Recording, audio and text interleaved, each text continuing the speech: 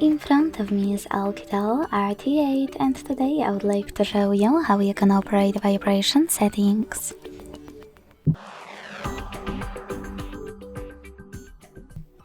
Begin by opening settings and scrolling down to access sound and vibration.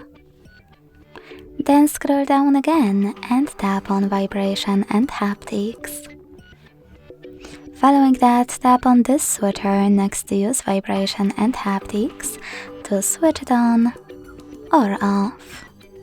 If you decided to enable this option, you can always tap on all of those switchers next to all of those features to disable or enable haptic feedback for them. When you finished, go back. Then scroll down and click on those two switchers next to charging sounds and vibration.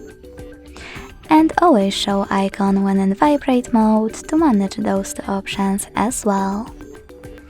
Lastly, click on emergency dialing signal and set up vibrations by tapping on them.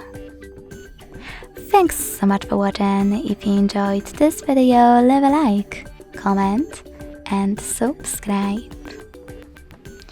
Bye!